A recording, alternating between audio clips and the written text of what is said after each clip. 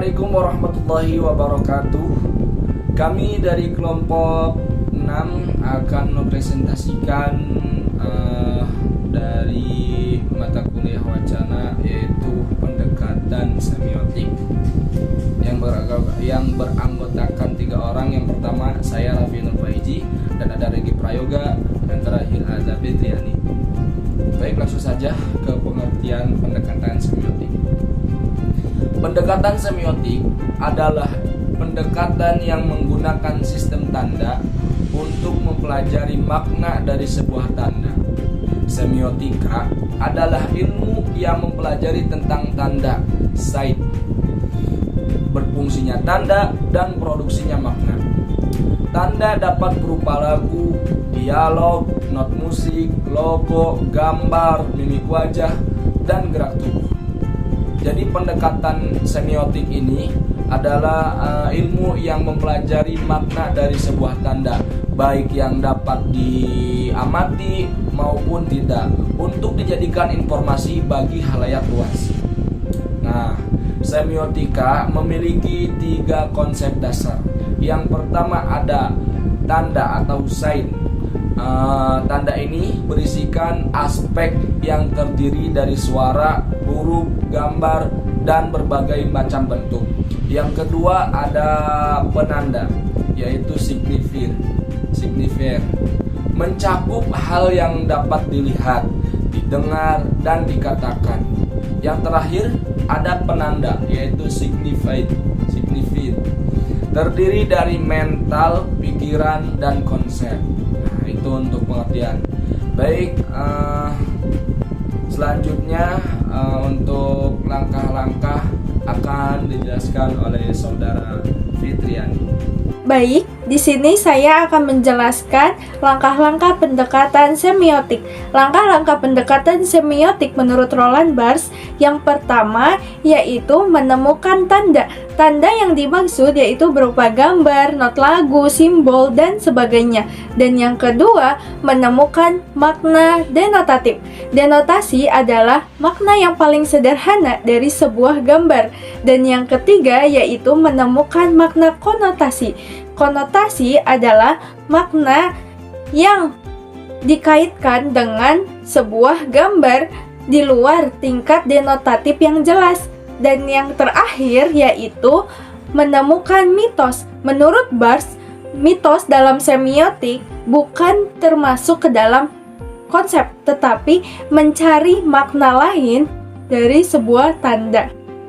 Selanjutnya yaitu langkah-langkah pendekatan semiotik menurut Ferdinand de Saussure. Yang pertama yaitu analisis sintagmatik atau paradigmatik untuk mencari detail pendukung signifier utama. Dan yang kedua yaitu menetapkan oposisi biner yang seirama dengan signifier utama.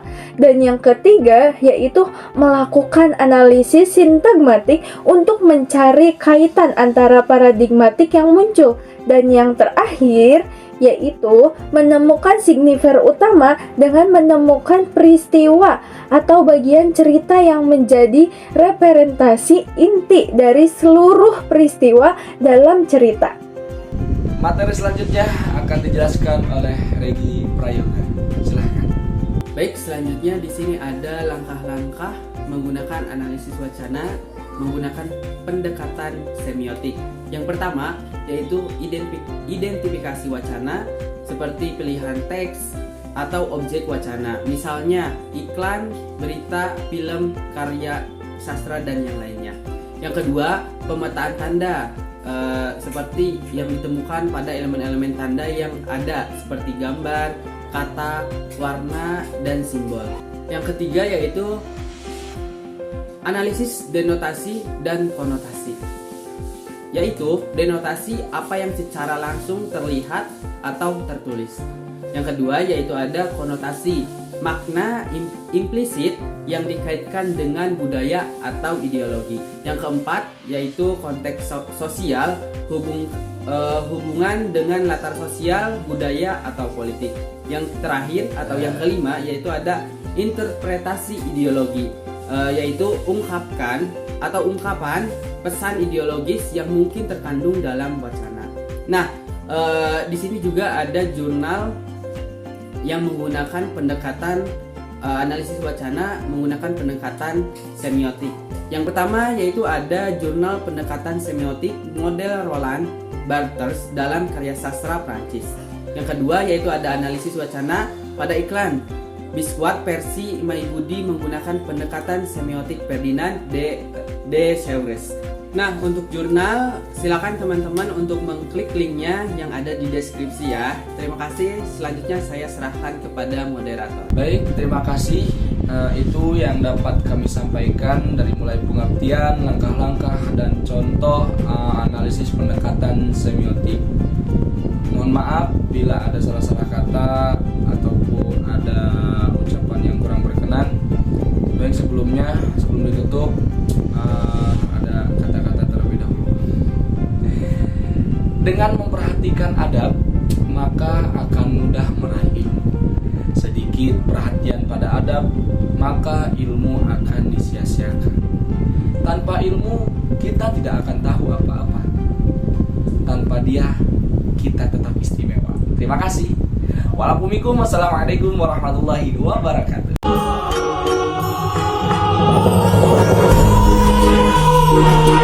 Thank you.